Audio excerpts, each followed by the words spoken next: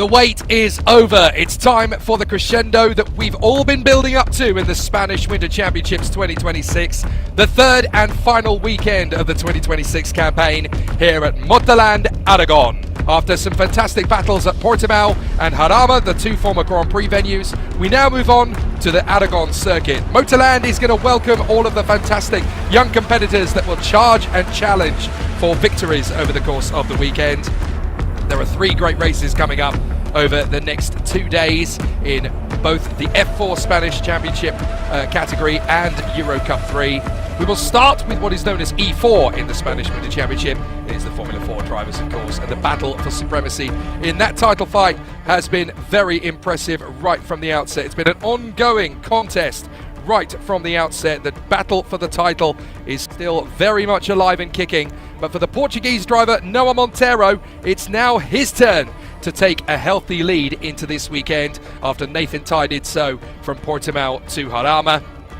2 weeks have gone by and now we're preparing ourselves for a season finale crescendo showdown, and it has been a sensational battle leading up to this point. All of the drivers know that there are no second chances. This is the weekend when they've got to put everything they've learned from the first two outings out on the table and push it to the extreme. It's been a sensational battle all the way, and we are now ready for these three final weekends. Good morning, everybody. Buenos dias. Jake Sanson here in the commentary box position as we get ourselves ready for another three fantastic battles out on the circuit. And it's all been about Noah Monteiro versus Nathan Ty across the first two weekends. At Portugal in Portimao, it was the latter, Nathan Ty, that hit gold. A week later at Jarama in Spain, it was all about Noah Monteiro. Now, it's time for the two men to settle their differences here at Circuito de Motorland Aragon as we battle for supremacy. These three races that will play out on this fantastic 5.34 kilometer circuit, it has a little bit of everything. It's kind of a combination of Jarama and Portimao combined, if you will. So this will be a fantastic opportunity to see what these young drivers have been studying and taken on board in their notes from the first two encounters. Three races to come over the weekend. We've already had the first qualifying session. We'll talk about the results from that a little while from now. But of course, it is yet another very cold weekend here in the winter in Spain. 9 degrees Celsius is what we are going to be treated to, and very high wind speeds indeed. It's high humidity, probability of rain, but with the wind speeds currently at 47 kilometers an hour, all the teams have had to go back to the drawing board and adapt their setups accordingly. Crosswinds here can be very, very difficult to cope with and can certainly throw a driver off their game in one of the faster apexes. So expect one or two run wides and maybe even a spin or two. It could be a very crazy trio of races that we are treated to finish off the competition. There's your schedule. We've got Euro Cup 4 and Euro Cup 3 races today. One just coming up in the next 15 minutes or so. Then Euro Cup 3 will be at 1:35 local time this afternoon. Then we'll have a bit of a pause, and then we'll get the sprint races. A lot shorter in duration, and of course fewer points on offer for the contenders. That will then be followed by the Euro Cup 3 sprint race in a quick succession as well. It's going to be a very busy battle for all of our drivers, especially when you consider that there is now only 67 points on the table, and they have all got to be on their A game to put themselves right up into the sharp end after what's already been a prolifically tight battle between all of the contenders. I'm going to be in the commentary box all the way through the weekend. My name is Jake Sanson, and down in the pit lane, I'm going to be joined by my colleague, my sidecar to the motorbike, if you will. Alex Garcia is going to be down in pit lane, and boy, are we in for a showdown. I am amazed, Alex, that you are still vertical in these strong winds. What a way to end the season. We've had a little bit of everything, haven't we? Exactly, Jake. By the way, very apt comparison, because this track, Motorland Aragon, it is very well known for being a fantastic test track for sidecars for the European Championship. For those who also like this type of motorsport, we like it all here. But yes, the winds are strong. The cold is, as you can see, as you can infer from my clothing, definitely present. And you know, this is Spanish Winter Championship for a reason. Maybe we didn't have so much winter in the first couple of rounds, but at the very least on the last one, we have to make honor to the name. So winter is here, the racing of course doesn't stop, and we are ready to enjoy a couple of very exciting days. Now, let's talk first of all about the significance of the championship standings coming in. Noah Montero has a fairly hefty lead with 3 races still to go over Nathan Tai, who is about a race victory or so behind him in terms of the points accrued in the standings. But in first qualifying, it's Nathan Tai who's gone on to pole position with Noah Montero back in P4. So talk about a turn of the tables once again. This fight looks like it's going to go right the way down to the last lap of the last race. Absolutely, and you know what, Jake? This morning I had the, I would say luck, but really it was the coincidence of meeting Nathan Tai right here at the circuit very, very early. And it was a pretty relaxed chat that we had, and you know, I asked him how's it looking, and he wasn't maybe feeling that confident just before qualifying. But we mentioned the weather might play a little bit a few tricks on the drivers, and he was like, of course, you know, we can get used to new weather, to different conditions. He said, we have a chance. We have 3 races ahead of us and we can maybe try something different. It's worked well for him in qualifying. He was pretty relaxed and he made it work. Now, what those conditions will be in the race, and of course the sprint race, and of course tomorrow, is up for us to find out when the time comes. But definitely so far, having that pole position is already points and a good position to start with. So exciting. I think this should ensure that we only see the decision for the title tomorrow, which is good because we always want these things to be decided as late as possible. We certainly do. I'm just looking at the weather monitor on my timing screen, Alex. It actually tells us that it's actually increased even since the last readout. It's now 55 kilometers an hour. To the extent is the wind that it's actually been pointed out by race control to the teams. They've actually got to take this into account. And crosswinds in motorsport is going to be very difficult for the engineers to keep on top of. All it takes is one gust of wind, one angle that's too acute on that rear wing, and these cars are going to spin around like a top. The drivers will never have had to deal with this cold and this ferocious wind in their entire careers. It's going to be an absolute knife edge. Exactly, and in particular I was discussing it both yesterday and today with a few of the other drivers of the E4, and we were talking about how tricky this is going to be, especially on the back straight. Because at that point you need to follow other cars, you need to take that tow, you need to try and get that overtake done. And when you're following another car, if there's a gust of wind just as you get out of that space behind the other machines, that may make you lose control of the car, especially if you're doing it just before the braking point. So overtaking will necessitate perhaps a bit more risk than it's usual in these conditions. But yes, definitely, crosswinds and that back straight, those are the 2 points or the 2 elements which I think are going to combine to give us a little bit of extra challenge. It's also only 26 points between the 2 leaders in the championship. And coming into this weekend, we've got something rather unique, Alex, in that the Motorland Aragon circuit is anti-clockwise in its configuration compared to Portimao and Jarama that are clockwise. In fact, most circuits tend to be clockwise. So Motorland Aragon throwing something a little bit different into the fray. It means that there's going to be more left-handers than right-handers for a change. And of course, the setup is going to have to be tweaked a little bit. So it's not just the drivers that are pushing it to the limit in this season finale. The engineers are having to work doubly hard as well to attune the setups to combat this circuit. And that's going to give the teams a really important factor in this title fight. A key engineer is going to absolutely hammer the strategy compared to some of the others. So this is a weekend where the engineers are even more valuable than usual. Exactly, even though this is of course a track that the teams and drivers are generally quite familiar with, so in that sense maybe it's not as big of an issue. It is still a counterclockwise circuit, which is entirely different from the rest of the championship, at least most of the circuits that we're going to visit this season. There's a couple more, especially in Eurocup 3. It's also true that as opposed to some American series, setups here are let's say there's no lateral difference. So whatever you're doing on the right side, you're doing on the left side. There's no asymmetric settings in here that would make perhaps some sense on some circuits, but it is not used here. So in that sense, the car behavior is more predictable. And predictability check, I think today with this wind, is something that you definitely want. That said, absolutely the engineers are going to play a crucial role, especially because the conditions today are nothing as they were yesterday. They are not necessarily similar enough to what we saw this morning, and they might be different to what we see later this afternoon for the sprint race, not to mention tomorrow. So if you have 4 important sessions or 5 important sessions, and each of them is unique in terms of conditions, you absolutely need an engineer who knows what he's doing, because otherwise you're out of the loop. So we talked a little bit about the championship fight between Noah Montero and Nathan Tai, but after first qualifying we've already got a few spanners in the works for both drivers, because we've got Rocco Coronel lining up alongside on the front row of the grid for Nathan Tai. He's looking far more confident here at Aragon than he was in the first 2 weekends. It's finally starting to click for him, I think. Daniel Kelleher looking really, really quick in 3rd position as well, just a whisker ahead of Montero and Canthan. And that confidence boost after the reverse grid victory at Harama for Boris Leisen, that's put him into the top 6 as well. So there's actually a few drivers who could upset the party a little bit for the title contenders.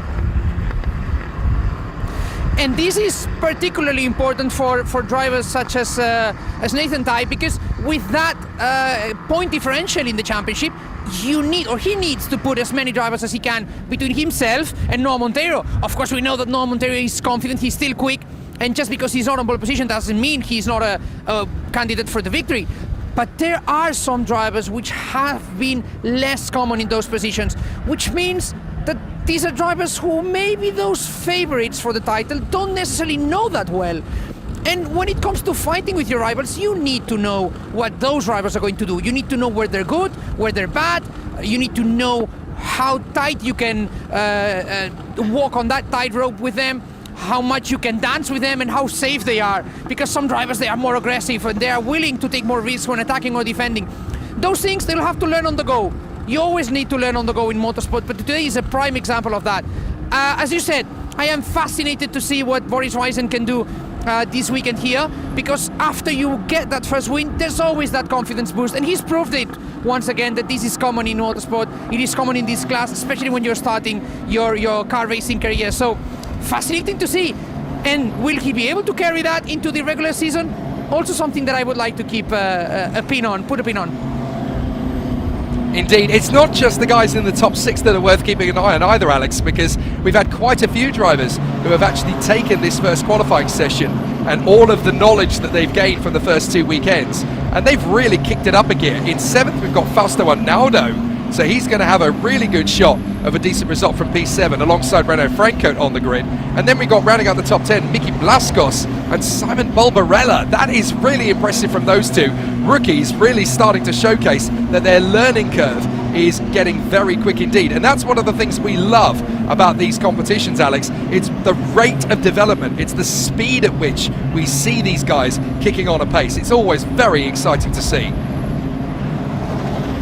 Absolutely, and now you've mentioned Mickey Blascos. I was talking to his side of the garage yesterday, and they were mentioning one of those things that sometimes we don't necessarily pay attention to, which is some of these drivers, they don't have as much mileage. And they were mentioning how important it is to go back to a track that you know well, how important it will be when the regular season starts and they have 1 or 2 more days of testing on each circuit, because they can cut that difference to those drivers who have more laps in their belt, under their belt, on their preparation. So maybe on the Spanish Winter Championship you have some drivers who have adapted quickly, but as the other drivers get that extra bit of mileage, they little by little get closer and closer, and then at that point it's talent that speaks, not just experience.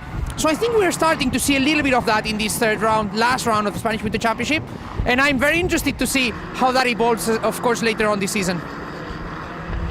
It's definitely going to be a key factor. This round here will actually set the tone potentially for the rest of the F4 Spanish Championship season, or at least give us some suggestions at how quickly the drivers are developing. There's a little bit of housekeeping going into the weekend. Dante Chima sadly not with us for this last round of the championship, nor is the South African Jordan Moodley, who rather sadly has had to withdraw from the weekend after his flight to Spain got cancelled. What a bizarre way for a driver to miss a weekend. Absolutely ridiculous in terms of the difficulties that he's had to face. So we send all our best to Jordan Moodley, and we hope to see him in the main body of the F4 Spanish Championship season. He's going to be replaced out there by Stefano Bedani, who I have to say the Australian's done a great job to step in at the last minute and immediately get up to speed. it is incredibly difficult to get in a racing weekend when you're not expected to drive. It is also a great lesson because some of these drivers will or may have these situations in the future. We've seen, if we remember, for example, in Formula One, the situation with Nico Hülkenberg, how being able to just quickly sit in the car, driving 2 or 3 hours from your home to the racetrack and delivering is the kind of show of talent and commitment that teams like to see from drivers. So great to see the Australian doing so well so far here this weekend. As I say, good lesson not just for himself but for all of us who are watching him race. But so unfortunate to miss a racing weekend for flight cancellation. We know that the situation nowadays with flights is a lot trickier than we would like to see, but it is still, as you said, Jake, ridiculous to miss a racing weekend for such a cause. It's just so unfair. Yeah, very unfair indeed. We wish all the best to Jordan Moodley and of course all of his South African fan base who no doubt will still be tuning in over the course of the year for him to get behind the wheel of the G4 Racing Team car again. So we wish you guys all the very best. Cars coming to the starting grid and we've got pictures, but even our cameramen are struggling in the heavy winds, and it just goes to show how difficult the logistics are going to be for this one. Do not be too surprised to see some chaos from this first race, because the drivers are obviously going to go into the unknown. It's going to feel for the drivers in the middle of the pack, Alex, a little bit like a jet ski race, in that the waves on the water in a jet ski race, no laps are the same as each other. Every lap's going to feel different.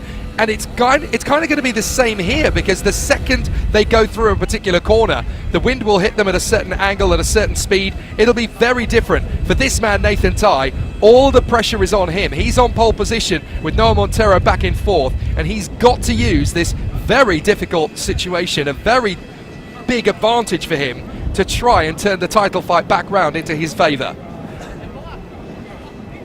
No two laps are the same, no two corners are the same, and even the same corner will be different just 3, 4, 5 seconds away. So you see a driver ahead of you taking a corner at, let's say, 170 kilometers per hour, but maybe you can't do it because the wave of the wind is just arriving when you're on that apex as opposed to your rivals. So this is something that the drivers will have to contend with live, in the moment. They will have to feel the wind, really like sailors would. And I think this is probably going to be the biggest challenge this at least first race of the weekend. I feel for them, honestly. As much as it is always fun to sit on a race car, I think they're going to be suffering for quite a while. So once again, salute to all of them, every single of these brave warriors who are going to go out on track, because these are the kind of races that we may not understand how difficult they are until we really see them.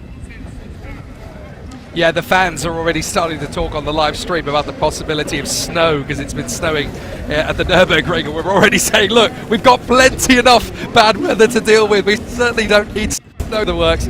But look, the battles are going to be very key here for Noah Montero. This is a battle for discipline. He's got to be very careful on the opening lap. From the second row of the grid, P4, that's actually a very decent position for him to be in. Keeping it in the top 5 and banging in those points, consistency is very key. So he's got to make sure that he doesn't get overwrought. If he has a bad start and drops back, he can't afford to push himself too hard. He's just got to utilise what he's got. The starting grid is coming up on our screens now. Nathan Tye and Rocco Coronel from the front row of the starting grid. Then Dan Kelleher and Noah Montero. It's key for him to make advantage of this from the start. 5th position on the grid for his teammate Vivek Kanthan, with Boris Schleisen going well on the 3rd row in P6. 7th on the grid for Fausto Anada. Great work from the Argentine alongside the Dutchman Renault Franco, hoping to end the season on a high. Then Miki Blascos and Simon Bolbarella, the 2 Spanish-speaking superstars. Great work from them. Kasper Schormans alongside Andrej Petrovic. They'll be hunting the reverse grid pole for the race later. Jensen Burnett and Felipe Rice battling away for position on the 7th row. Then Felipe Garas and Elliot Kaczynski. Great to see the Swedish driver making some big improvements as well. Louis Cochet alongside the Spaniard Nasha Dunion, hoping for a little bit more from the race than qualifying. Bringing out the top 20, Ty Fisher of Canada alongside the Spaniard Mauro Ricabono. Then on the 11th row of the starting grid, we've got big pressure coming as well. From further back in the pack, it's going to be a tough one from Jacob Mikulev and Luna Flusha, 2 drivers who would definitely have preferred to start further up the grid. Then Max Radek and Bo Lovett for DXR and TC Racing. 13th row of the grid will see Maria Nito and Sebastian Frigolet. And then we'll have Aleix Pineda lining up alongside Jean-Paul Garas. And then we have Stefano Badani, the super sub, stepping in at number 29 on the starting grid. He joins Zoe Florescu on the grid. And then bringing up the rear, it is Rahim Alibai. Alex, this is the big test now as we go around on the formation lap. 30 minutes plus 1 lap. What can we expect? Is Nathan Tye going to run away and hide from this one? Or is he going to have a lot more of a challenge than he would like? I wish I knew, Jake, but what I can say is that I hope that he wins this one, because then that reduces the gap between our two main favorites for the championship, and I think that's a lot of fun for the rest of the weekend, which would set us up for a good sprint race later on, for a fantastic race tomorrow. Now, keep in mind, the sun is coming out now. It was a little bit shadier when we were on the grid just a few minutes ago. This is nice, nicer temperature. The wind is still strong, but perhaps a little bit less strong here in the main straight than it will be back there at the back straight. So, as always, those who are watching, keep those things in mind, because the best overtaking spot has become now probably the riskiest spot of the track. That's a very good point, Alex. We'll keep that in mind. Thank you very much indeed for your insight. We'll come back to you later over the course of the first race of the day. Gracias, mi amigo. Thank you. So into the action we will go then as the drivers come around at the end of the formation lap. Nathan Tye and Rocco Coronel, Dan Kelleher and Noah Montero, Vivek Kanthan and Bodish Leisen. There is the championship standings, 26 points between Montero and Tye. A win is worth 25, of course, so it's still very open exactly with Tye on pole position and Montero on P4. It certainly makes it a bit more exciting.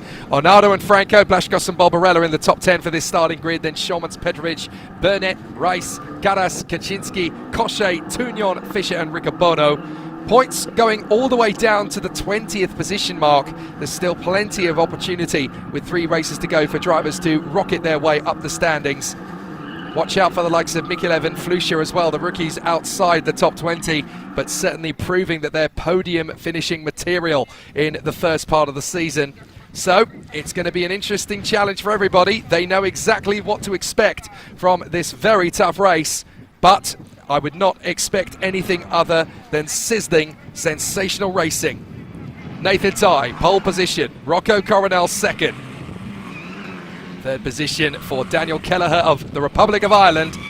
And then in P4, Noah Montero. He has a 26-point lead coming into this one, but it really is going to be a very difficult one to predict.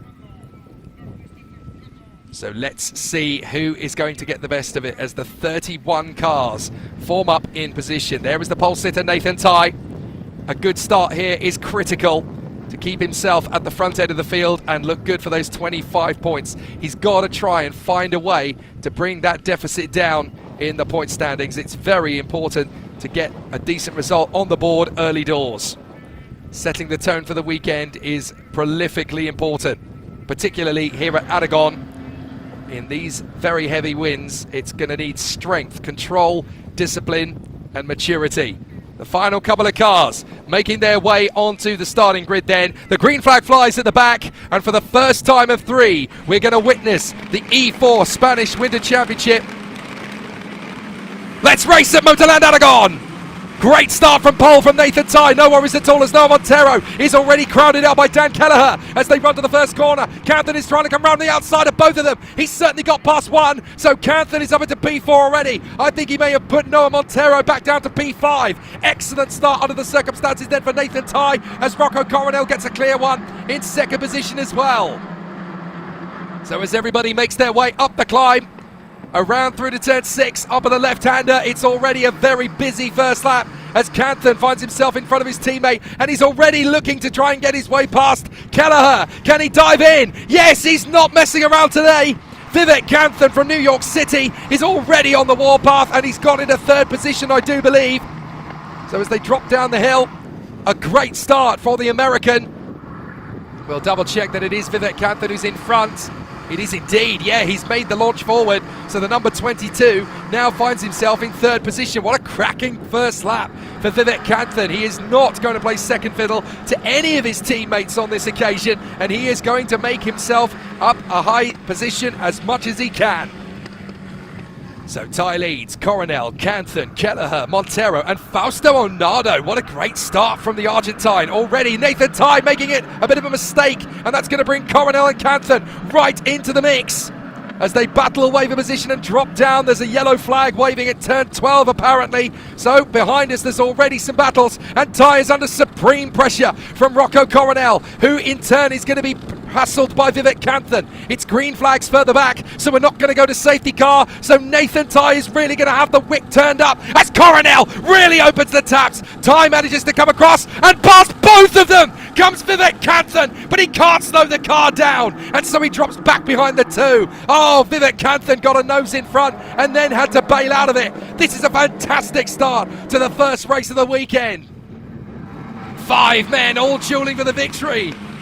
Ty, Coronel, Canthan, Kelleher, Montero, and we're going to go 3-4 wide nearly into the first corner. It's going to be Coronel who gets through first. Ty's down to third behind Canthan and Montero. Montero's come forward, and now Fausto Onado has joined in. He's going to get his move on the inside of Kelleher. This is a fantastic start to the race as Ty runs wide. It's gone horribly wrong. He's down to P6. This is exactly what Ty didn't need.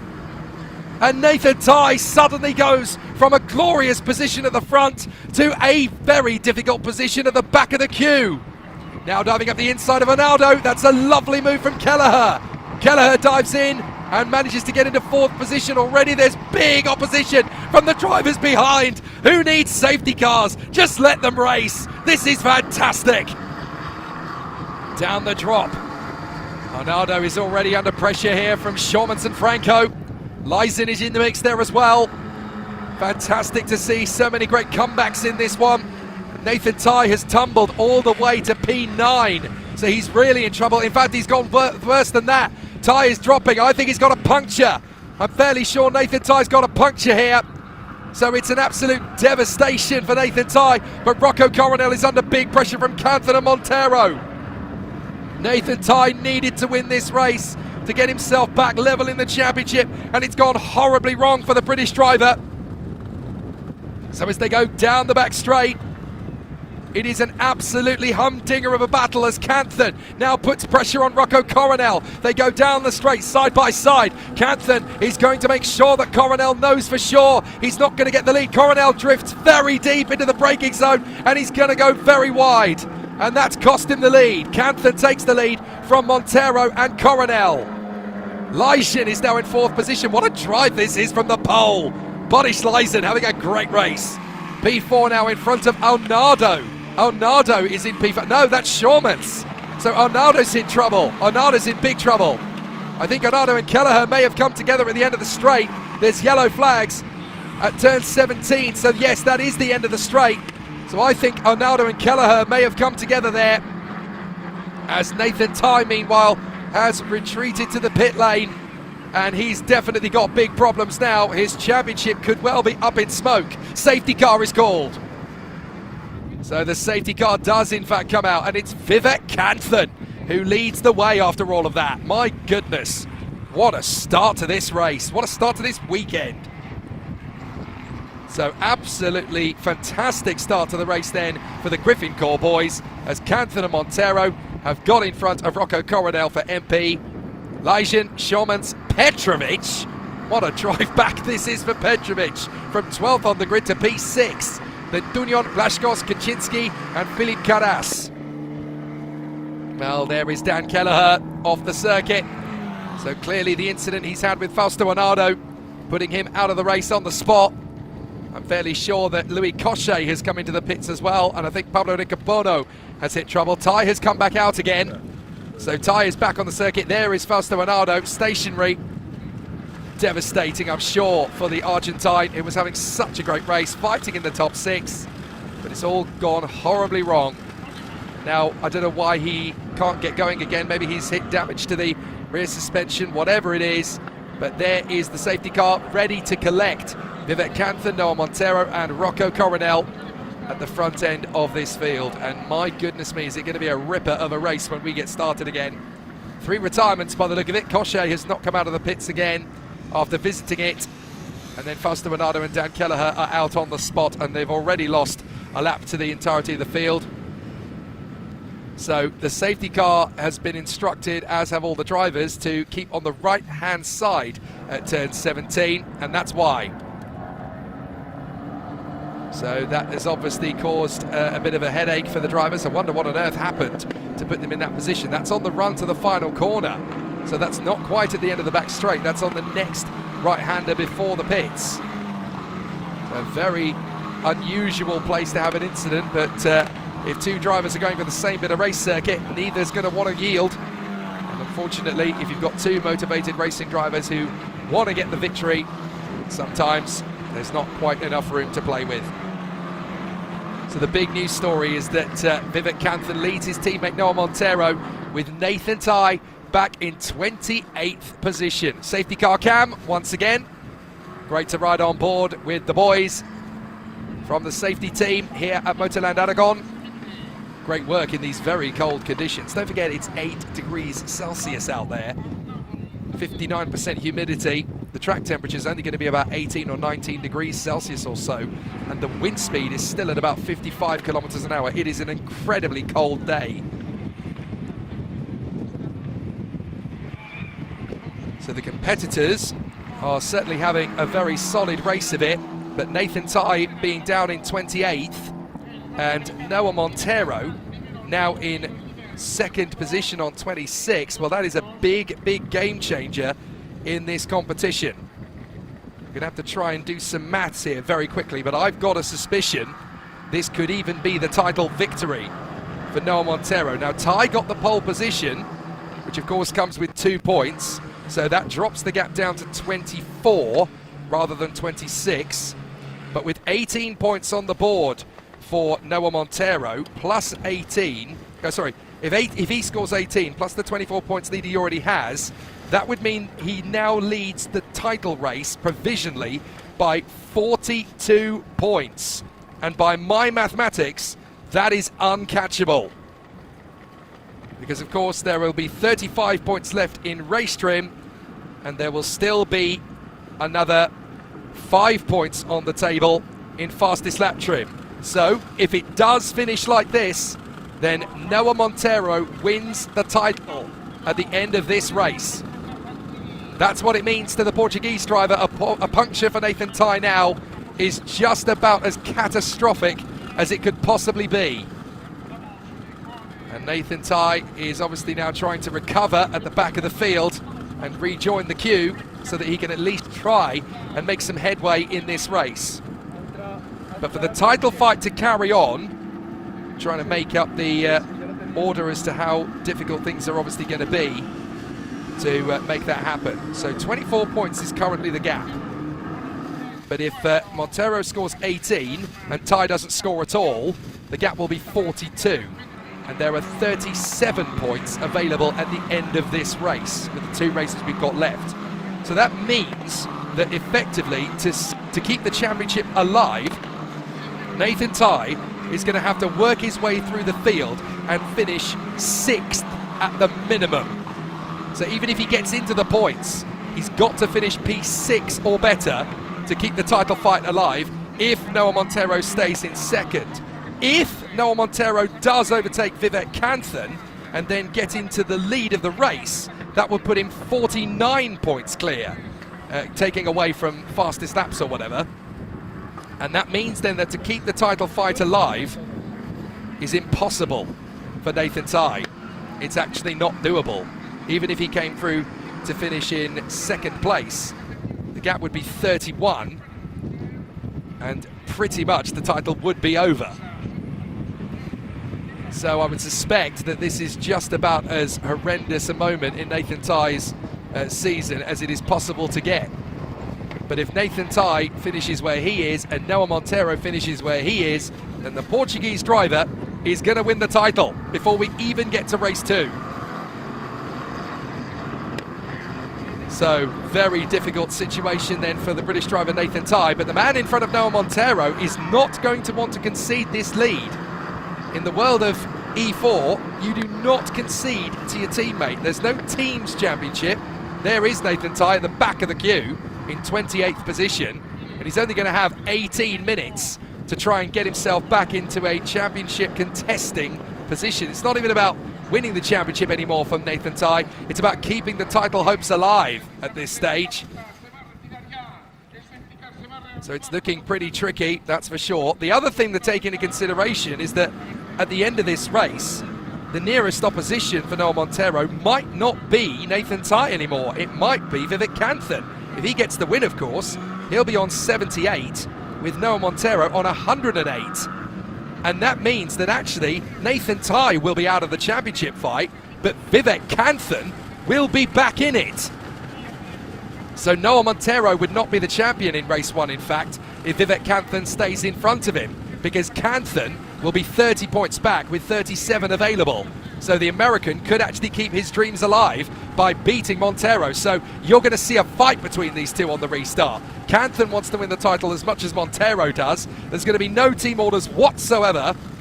So this is actually going to be an incredible battle. So Vivek Kanthan with a chance on the restart to put himself back into the fray for the title fight. He's been one of the most consistent drivers of the season, but he needs a win. This is how he's going to get himself back into contention for the title. And look how long he's leaving this restart from his teammate Noah Montero. Now I think he is, he's not gone for it yet, goodness me. I thought he was going to go for it through the hairpin, but he is really making them all wait. Now he's gone for it. But I think Montero's read it well. They come up the top of the crest, they come off the final turn, and on the first safety car restart of the weekend, it's green, green, green, green here at Aragon. And Kanthan is already going to have to defend to Noah Montero. Montero's going to go long and deep into the first corner. Leishan is going to battle with Kasper Schormans, and Petrovic is going to take on them both as they come through. Kanthan's got to defend from Montero. Watch out for Coronel, he could upset the party here. Kanthan wants to be champion, he needs to win. Montero wants to be champion, he wants to get ahead. Coronel's going to try round the outside, no you don't! Goodness me, Montero's got so many things to think about here. A second place finish would more than do in the title victory over Nathan Tai, but he's got to get ahead of his teammate if he wants to win the title outright. So all Noah Montero's got to do now is get ahead of his teammate and he wins the title. But it's easier said than done. My goodness me, is this going to be a tough fight to the end. An amazing battle has begun as Rocco Coronel puts Noah Montero under a world of pressure. Does the Portuguese driver play it safe and bring home some points, or does he roll his sleeves up and go for battle? Everybody else certainly is. This is a great opportunity for everyone else. Barbarella's got ahead of Blashkos. Mikilev is on an absolute cannonball to the front of the field. He's up to 12th. Jacob Mikilev, the Maltese, Jacob Mikilev is doing absolutely incredible job to work his way forward. Some amazing work here from Mikilev. But Montero is actually struggling to keep Coronel back. Never mind, think about Vivek Kanthan for the moment. So this title fight could carry on, but not for Nathan Tai, instead for Vivek Kanthan. Side by side, Schormans battling away there and getting through on Borisleisen. So good work there from Schormans. That puts him into 4th place. Only 3 more drivers, and Kasper Schormans can win his first E4 race of the campaign. But that's easier said than done. Yellow flag at 16, that's the hairpin at the end of the back straight. I wonder if we've had more problems, as Schormans now has to defend from Borisleisen going into turn 1, and that's left the door open for Petrovic. Petrovic can't get it through, so Leishan manages to keep it round the outside. And as they go back up the crest, they've got pressure coming from Tunion. Nacho Tunion, P7. What a charge back from Tunion. Oh, we got 2 more cars off the road. So that is at turn 16, that is Mikilev and Blashkos. Safety car again. 2 more big names from this race gone. So Blashkos coming together with Jacob Mikilev. Both of them out of the race. Louis Cochet already out from earlier on. So now there are 26 drivers.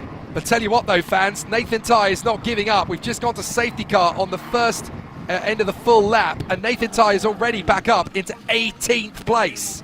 Well, that's 1 car on the move again. That's Miki Blashkos. But Jacob Mikilev is going no further. He's done. So is Blashkos going to get a chance to limp back to the pits and repair the car? Yes, he is. So Blashkos may be able to continue this race after inspection of his car from the team. But certainly for Jakub Mikulev, it's all done. But Nathan Tye, look at that 18th position. He's doing everything he can to keep his hopes alive in the title fight. He will never give up. He will never say die. But this is definitely going to be a tough fight to the end of the season. Potentially not between Montero and Tye, but potentially between Canthan and Montero. So the American driver trying to keep his hopes alive here. But a very tricky indeed then on this restart. There is Mickey Blaszkos. The team are trying to keep him in this race, but I don't think it's going to happen. I think he's going to be done. That's really unfortunate for Mickey Blaszkos. Also for Jakub Mikulev, for Fausto Bernardo and Dan Kelleher before them as well. They all had brilliant qualifying, and now sadly their races are over. But for the man who started this race back in P5 of the grid, Vivek Canthan is your race leader. So that just shows you qualifying means nothing. It's about great racecraft. Canthan, Montero, Coronel, Shawman, Slyson and Petrovic. Then Dunion, Kaczynski's having a great race, as is Filip Karas and Simon Bolbarella. Those are the point scorers as Mickey Blaszkos gets out of the Monlau. What a shame. What a shame. It was going so well for him up to that point. Mickey Blaszkos, of course, the team for Monlau Competición, sponsored by Scale Extric. He's certainly not been riding the rails like a slot car today. There is a rather dejected-looking Jakub Mikulev walking away. That's really disappointing. He was having such a good drive through the field. Qualifying didn't go well, but from 21st on the grid, he was making a massive impression on this race, and it just went horribly, horribly wrong. So now the contenders are getting themselves ready for another go at the Motorland Aragon circuit. We've only got 11.5 minutes left of this first race, and with Nathan Tye working his way back up from 26th position, he's certainly got the motivation to work his way back into the top 6. If it stays like this, Nathan Tye's title hopes will be resurrected if he can finish 6th or better. So he's got to make up 12 places before the end of this race. That means he's got to make up an overtaking move, an average of 1/3 minute. In fact, less than once every minute. Safety car in this lap. So expect the unexpected on this restart. I think we're only going to get about 10 minutes left of racing if it stays as it currently is. But certainly the drivers know that on this restart, it is going to need to be full concentration mode. You're going to need to be as disciplined as you are fast. Safety car lights will go out as it goes onto the back straight. Love the safety car cam. This is an amazing addition to our 2026 race coverage. We love it. Lights are out on the safety car. It drives away from the pack as the man in the lead, Vivek Canthan, warms his tyres and brakes to the optimum temperature as much as he can again. And now it's going to be down to him on this restart. Let's see if Vivek Canthan can hold the position up front ahead of Montero, Coronel, Shawmans, Lyson, Petrovic, Dunion, Kaczynski, Karas and Bolbarella. Good comeback through the field as well from Luna Flucia. She's up from P22 to 14th. Ty Fisher's all the way back up to 12th. Great racecraft from those drivers, making big impacts on this reverve. So when is Vivek Canthan going to go for it? Is he going to leave it late again, the same way he did before? Well, if it ain't broke, don't fix it, I suppose, is probably going to be his modus operandi going into this one.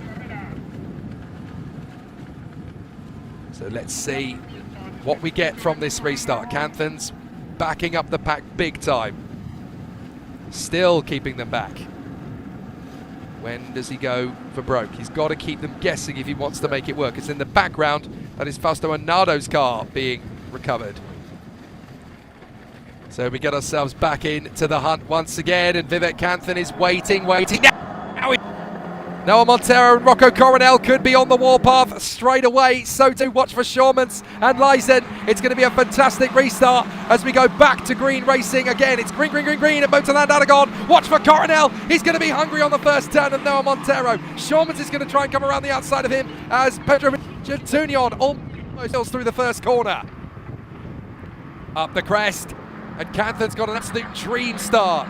Montero's under pressure from the two Dutchmen, Coronel and Schormans. Up the hill they go, up to the left-hander, and this is not going to be easy for Montero to sustain. All it takes is one bold lunge from Rocco Coronel. If Montero gets so much as a whiff of a bit of contact, or a puncture, or a run wide, then his dreams of winning the title in this race are already gone. Yellow flag at turn 2 and 3. Nathan Tye already up to 14th place behind Sebastian Frigoulet, but there's problems at turn 2 and 3, and that's one of the Drivexes in the grass, in the gravel. Don't tell me that's Nathan Tye. If it is, his dreams of winning the title in the order as well. So Tye Fisher's in some difficulty. That's very disappointing indeed for the Griffin Court driver, all the way down to the back. So I wonder if he was caught up in that incident with Simon Bolbarella. But it's devastating bad luck for him, as now we're looking at some very different drivers in the points. Montero, Coronel, Schormans, Lysen and Petrovic. We've got Tunion Kaczynski, Philippe Carras in 9th place, and then Renault Franco. Jensen Bird is up to 11th, Luna Felucia is up to 12th, then Sebastian Frigoulet and Nathan Tye. And these safety cars are really not helping Nathan Tye at all. Because he's got green, he's able to charge his way through the field like wildfire, but the more safety cars we get, the less likely he has the time to keep his title hopes alive. So these safety cars are destroying Nathan Tye's chances. So yet another as into the gravel goes Simon Bolbarella. Yetta and Badani are in the pit lane, as Canthan and Montero continue to lead behind the safety car. Coronel, Schormans, Lysen, Petrovic, Tunion, Kaczynski, Gaddis and Franco, and then Burnett, Flucia, Frigoulet and Nathan Tye, desperately clinging on to the last burnt embers of his title attack. Surely got to bite the bullet and hope that he can keep this together just a few more hours. He's got 5 minutes roughly to get himself back into the points again, and that's going to be so difficult. There is Luna Felucia, 12th position, then Frigoulet, then Nathan Tye, 14th. So Nathan Tye has now got to make up 8 places on the restart if he wants to keep his title aspirations in check. This is going to be the best comeback fight the young man from Sheffield has ever had to wage. But if he can get into the top 6, his title fight stays alive. Safety car in this lap. So it's going to be a short safety car. The safety team here at Motorland Aragon, very quick, very efficient indeed. So we only get a 1 lap car. So this is going to be a very difficult position for Vivek Canthan on the restart. Can he time it right again? Our safety car cam keeping us abreast of what the driver and his assistant are doing. But it's all about Canthan, Montero and Coronel on this restart. And watch for Nathan Tye in the Drivex, number 46, 14th position. He's got to make up 8 places if he wants his title fight to continue. Back straight. Safety car is withdrawing back to the pits. We're only going to get 4 minutes or so of racing, plus the additional lap after that, of course. Let's just keep it green, guys. Come on, I know you're desperate to get a good result. We've got a title fight here. Let's keep this going. Green to the checkered flag now. Let's hope. So Canthan, Montero, Coronel, Schormans, Lysen, Petrovic, Dunion, Kaczynski, Carras, Franco, Burnett, Flucia, Frigoulet, Tye. All down to Vivek Canthan. Does he pull the same trick? It seems to have worked for the American thus far. So his attitude has surely got to be, if it ain't broke, don't fix it. It certainly worked the first 2 times, so he'll be hoping to do exactly the same thing again.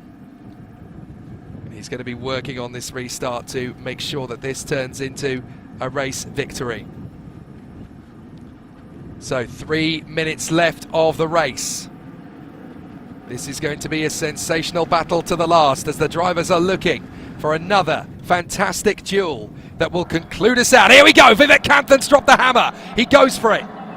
Montero, Coronel, Shulman, Slyson, Petrovic, Tunion and Kaczynski are going to give chase up the crest. And for hopefully the last time in this first race of the weekend, it's green, green, green, green here in the E4 for the Spanish Winter Championship at Motorland Aragon. Kanthan and Montero already trying to stretch out the lead from everybody else into the first corner. Couple of run wides in that first turn. But Kanthan leading. Montero, Coronel, Shulman and Lysin have been left behind by the top three. But this is Vivek Kanthan's chance to keep the title fight alive. He wins the race, the championship goes on. Montero wins the race, the championship dies and clinches for the Portuguese. So Noel Montero will definitely want to make sure that Coronel stays back. Look at Nathan Tye cutting his way through every gap. Fantastic to see him as he continues to keep his battle on. Makes up another place, that's through to 12th position I think, making the move on Luna Flusha, Nathan Tye. Fantastic racing. He hasn't quite been able to make it past her yet, but now she runs wide. So Nathan Tye's up to 13th, but he's got 2 minutes on the clock. How many more places can he hope to make up? What a battle from Nathan Tye. He will not go quietly into the night.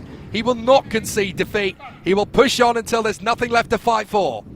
Starting procedure will be investigated after the session, we are told. So something has gone very wrong indeed at the starting procedure. I'm not sure if it's the original starting procedure or the safety car starting procedure, but something will be investigated at the end of this race. Look at the wind. You can see it on the jog of the camera as they come down the straight. The battles are all the way down this straight, and you can see already Boris Lysin is having to go defensive with Petrovic trying to sneak up the inside line and take that 4th position. Lysin has to concede. Tries to keep it right round the outside, but there's a curb. So Petrovic is through to 4th place. Lovely comeback this from Andrej Petrovic. He's already now up into P5. What a comeback from the Serbian. But now Tunion fancies his chances on Lysin. Lysin's going to try and bounce back on Petrovic. 1 minute left of race time. Through to turn 1. Kanthan, Montero, Coronel, Shulman. Petrovic still battling away with Lysin. Lysin's run wide. And that could be an opportunity for Tunion and Garash. Watch for Kaczynski trying to get in there as well.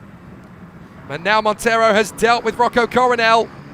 And as he comes through, he has set the fastest lap, 2 minute flat, .921. A very important time to set the fastest lap, half a second quicker than Vivek Kanthan. If he can do that again, he'll get a chance on him down the back straight. Meanwhile, Nathan Tye has got ahead of both Luna Flusha and his teammate, Jensen Burnett. So that puts him into 11th position. For Nathan Tye, it really is do or die now to win this title as Flusha tries to take on the Canadian Jensen Burnett. He's got to stay focused though. Nathan Tye can't afford to just go gung-ho and hope that people are going to get out of the way. He's got to calculate every move very delicately, very calmly. Montero really eating up the road to Vivek Kanthan. Time has run down to 0. Down to the right, drops in, down to the left. And this is where Montero needs to use the slipstream. He is much quicker than Vivek Kanthan. Certainly on the last lap, he was half a second up. But Coronel's got good slipstream on Montero as well. I don't think Montero's going to be close enough to challenge Kanthan. Coronel might get his run on the Portuguese instead. Down to the braking zone. It's going to stay neutral with 1 lap to go at the end of these last 2 corners. Very tricky as they come off the turn, up the run, and now over the start-finish line. 1 lap to go in the first race of the weekend in the E4 Spanish Winter Championship. If Vivek Kanthan wins, the title fight carries on to race 2. If Noel Montero wins, the title fight is over. Nathan Tye is up to 10th. He's got 1 lap to make up 4 places. Can he do it? This is an amazing battle. We're watching 3 drivers fight for their right to be champion. This could be an amazing end. Montero still hunting down Kanthan. If he can just hustle him all the way around this lap and then get onto the back straight and be right on his rear wing, Montero could win the title before we even get to the sprint race. Shulman fancies his chances on Coronel as well, through the right. Down the crest again. He'll drop down the chicane. Nathan Ty is eating every single opponent he can for breakfast. He's up to 9th now, past Calas. He's got to get ahead of Franco, Tunion and Lyjan before the checkered flag. There's Petrovic in 5th. Behind him, 3 seconds further back, is the battle between Lyjan, Tunion, Franco and Ty. My goodness me, this is going to go to the wire. And still Montero hustles Canthan. The American trying to keep back his Portuguese teammate. He wants to keep the title fight alive. Down through the right, down through the left, now onto the back straight. Montero is closer than he has been to Canthan on the last 2 laps. This is where the Portuguese driver could win the title. Look at the background, Ty's already boxing matches with other drivers. Franco goes onto the gravel, runs wide. It's now or never. Will Montero be close enough to make the move on Canthan? Canthan's defending. Montero's going to stick to the racing line. Will that benefit him round the outside? Montero thinks about it, but he drifts out wide. He's going to let the title go on to the sprint race. Brilliant racing from Vivek Canthan. The American will just hold on, surely, from Noah Montero. He's going to push him to the line for a finish. Oh, so close to the flag, but it is Canthan who keeps the title dream alive by 73 thousandths of a second. Well done to the man from the United States. What a fantastic man. What a fantastic race. And the title fight goes on. Sadly though, for Nathan Ty, the title fight is over. What a shame for the Brit, but what an amazing race from the American and the Portuguese. And now the Griffin Corn teammates will fight for the title. What an amazing showdown this first race at Motorland Aragon has given us. Wow. And just think, we've got 2 races still to go this weekend. Vivek Canthan has done exactly what he needed to. Track limit system is operating. Results may change, is what we are told on race control. That's quite common. So stand by. Provisionally, it's a win for Vivek Canthan, which will put him up to 78 points. And I should point out that the fastest lap of the entire race and the bonus point does not go to Vivek Canthan, and it doesn't go to Noah Montero either. It goes to Kasper Schurmans. Kasper Schurmans came up with the goods for a 1:59.675 in the end. And so he gets the bonus point for the fastest lap, not in the title fight. And so that means that Vivek Canthan is provisionally on 78 points. Noah Montero is provisionally on 108. Nathan Ty, sadly, is only on 68. And that means he is 40 points back from Noah Montero. And the title fight just ended. It was a great effort from Nathan Ty to come back from 26th to 8th. One more lap, and I think he might have kept it in the fight, but sadly, for the moment at least, the dream is over. He's got to hope that the track limit system penalties go the way of a few of the drivers ahead of him. But certainly for the moment, Nathan Ty, sadly, is out of the title fight. And Noah Montero and his teammate Vivek Canthan are now 30 points apart, with 35 points now available for them. I'm trying to try and do the math very quickly again. 34 points available, so there's going to be 2 points for the pole and 1 point for the fastest lap in the 2 remaining races. So Vivek Canthan is 30 points back from Noah Montero, with 34 points still available. So it is very likely that in the sprint race, Noah Montero will win the title. But at least for the moment, the title fight rumbles on. And for Vivek Canthan from the United States, it is a very, very worthy victory. His first of the campaign, and it couldn't have been better timed. With all the pressure mounting on him, he really has dug deep and delivered. The man from New York City really pulling it out of the stops when it was needed most. Excellent work and a fantastic display of candour and excellence from the man from New York. Absolutely fantastic work. Really, really solid effort. And so the battle will resume for him, no doubt about that. The title fight rumbles on just a little longer. He can be so happy with the effort he and the team have put in to make it happen, especially when you've got two men now in the title fight. It may only last a couple more hours, but for the moment, Vivek Kanthan has given it everything he's got to keep this title fight alive. What a hero, what a drive. Vivek Kanthan embraced there by Lorenzo Trevisan-Nuto, the two-time world karting champion, who is probably one of the greatest karting racers in the world, who's never gone into single-seaters, never had the budget to do it. But in terms of driver coaching, an inspiration to so many. Noah Montero, second place, just 4 points away from winning the title. He looks frustrated, but don't worry, Noah. Just in a couple more hours, you could win the title. Absolutely fantastic opening race. Pure magic from the E4 Spanish Winter Championship. Good effort too from Rocco Coronel to come up with the goods for the rookie win and another podium finish. Great work from the MP Motorsport driver. A lot of people touting him as a potential champion in the F4 Spanish Championship this year, and certainly a very good start to the campaign this weekend here in Motorland Aragon. Second on the grid, third in the race, but he did let both Kanthan and Montero come through. Fascinating stuff. Shows you just how tough it is at this level. So many great racers, so many fantastic battlers. And after the difficulties in qualifying for the Griffin Call boys, Montero starting P4, Vivek Kanthan starting back in P5, they came through for a 1-2. And Vivek Kanthan in fantastic fashion. What a great result for the American star. And now we are ready to speak to the race winner. Alex Garcia has found Vivek Kanthan.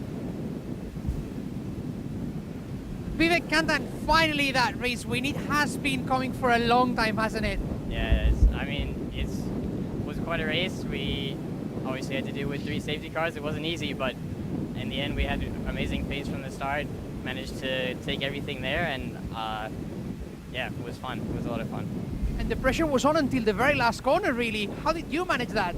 Yeah, I knew it was going to be close because the slipstream is obviously a lot, especially down the long back straight, but I just had to nail the 2 corners coming onto the back straight and just break the toe as best I can, but it worked out in the end. It was good. And how did you manage the wind? Because the wind, I can see you almost shaking as well with the cold, because it has been really cold, really windy, difficult day. Yeah, it was a lot different than quali. Obviously quali was wet, but even yesterday it was not windy, so it was a lot to manage in T1, T5. The braking points were completely different, and obviously the last corner makes it a lot easier to make mistakes with the tailwind, but it was a challenge, but it was quite easy to get used to. Important result for you, of course, important result for the team, because now Griffin Core are becoming champions of the Spanish Winter Championship. And now I have to ask you, how about the title? Is the title really too far away? To get P1, I mean, we're always going to try, but yeah, it is quite far. I'd still be happy with P2 considering everything that's happened the past 2 rounds, but yeah, let's see how we still got 2 races to go. Let's see how it goes. All right, Vivek, time to enjoy the victory and good luck for later. Thank you. Fabulous. Fabulous chap and a fabulous race win. Fantastic performance from Vivek Kanthan. Really did a fantastic job out there. 73 thousandths of a second ahead of Noah Montero. Rocco Coronel coming up with the goods for a podium finish as well. Really good to see just how much hard work went in from the Griffin Core boys to bounce back from 4th and 5th on the grid, Alex, to a 1-2 finish. You really cannot hold these boys back when they're on their A game. Absolutely, and especially considering how tricky the conditions were, to save such a result for them is really important, really fantastic. As we said, by my calculations, I think Griffin Core is already team's champion for the Spanish Winter Championship. And as you said before, now the title fight for the driver championship remains locked in between the 2 teammates. So that's going to be interesting for the 2 races remaining, although we know that Noah Montero has everything mostly done. But as you know, Jake, mostly done is not really completely done.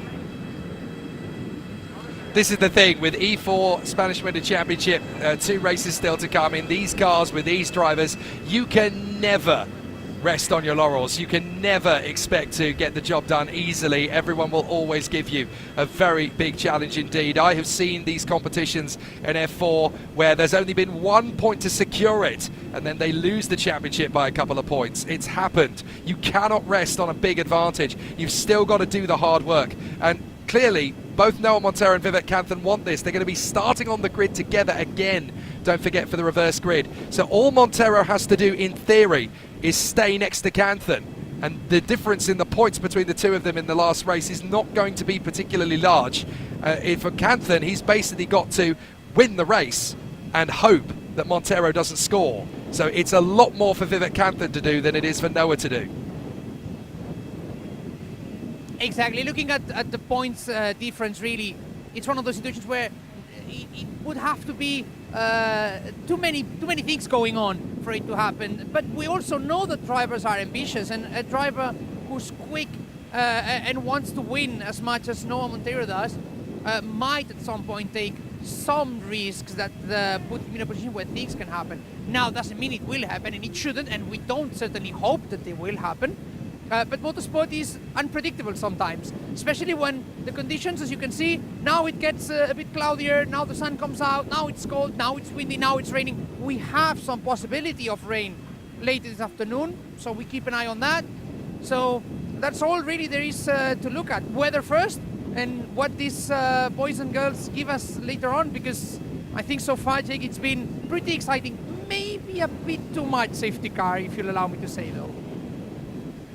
It's always likely to happen, though, in the last weekend of the season. Drivers want to finish strong. They'll take a few more risks and they'll leave it on the line. Unfortunate as it is, but these 15, 16, 17-year-old drivers, they want to take those risks. They want to go for those moves. Safety cars are almost inevitable. As we get ready for the podium, one man we should pay tribute to in this race, Nathan Tye, pole position. It didn't go his way. The puncture obviously ruining any chance he had of taking the victory. But to go from 26th position to 8th place with 3 safety car periods, that's absolutely flawless. And you've got to say, it's so unfair that we don't get to see Nathan Tye continue his title fight with 2 races still to go. It's impossible not to feel for his race today, because I was remembering those races where he was starting so far from the back of the grid when qualifyings were an issue back in his time with Rodin. And he was always so good at recovering positions, and he has shown that again today. But we also wish that he had been fighting for the win instead, both because he deserved it after what he did this morning, because he's been competitive in this whole Spanish Winter Championship, and because it is always unfortunate when you have a situation like a puncture preventing you from being at your deserved position. So it is unfortunate. Unfortunately, that's how racing goes sometimes. He will have the chance to fight back later on and tomorrow, but unfortunately that also means that the title challenge really is gone. But here's the good news, if we can take some solace from that, which is we finish this weekend the Spanish Winter Championship, but in just a month, just over a month, we get to do it all over again, and we start the regular season where we start with a clean slate, no points for anybody, and then that's the time to fight as hard as ever. And the lessons that the DrivX team and Nathan Tye will have learned will be incomparable. They will go in so much stronger to the main body of the season. It's going to be very, very exciting to see how they can bounce back. We're going to get to see the overall podium now for the first race of the E4 Spanish Winter Championship here at Motorland Aragon. It's going to be a victory in the rookie category, as well as 3rd overall for Rocco Corradell, and a fantastic 2nd place for Noah Montero, a fabulous victory for Vivek Kanthan. Griffin Corp are, of course, in absolute party time mode already, because they have got themselves another victory and the title nice and early. Rocco Corradell, rookie win and 3rd position. Noah Montero, 2nd position, ultimately just 4 points away from winning the title. But Vivek Kanthan from New York City in the United States, what a fabulous drive. He was absolutely on form. He's a musician when he's not racing, and this next tune will be music to his ears, the Star Spangled Banner.